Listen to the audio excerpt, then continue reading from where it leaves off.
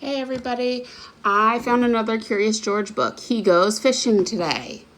Curious George goes fishing. This is George. He's a good little monkey and always very curious. One day George was playing with a string when he saw something funny.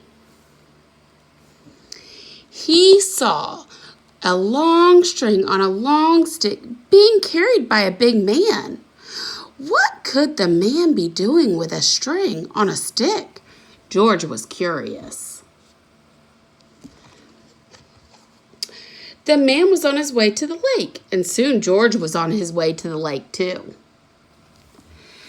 George watched the man put a hook on the end of the string and a piece of food on the hook. Then the man lowered the string into the water and waited. When the man pulled the string out of the water, there was a big fish on the hook. What fun it must be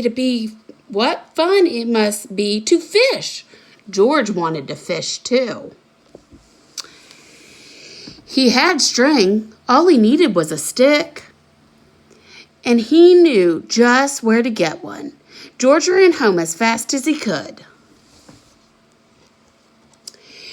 A mop would make a good stick. George tied his string to the mop.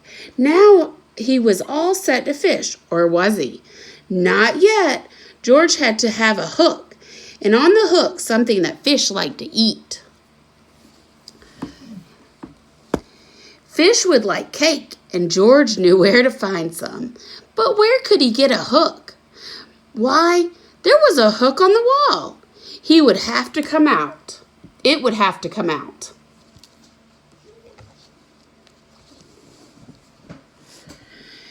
With the hook on the string and the string on the stick and the cake in a box in his hand, George went back to the lake.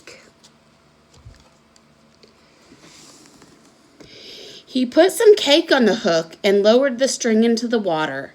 Now he had to wait. Would he catch anything on the end of the string?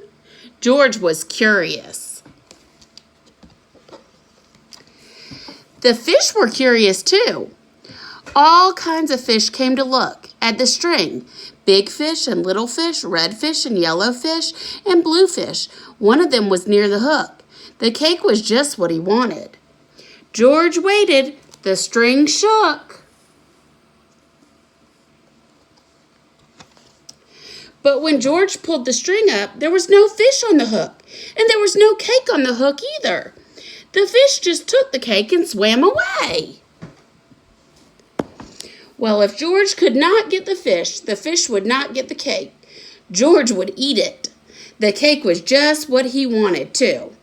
He would find another way to fish. George looked into the water. A big red fish with a long tail was so near he could reach it.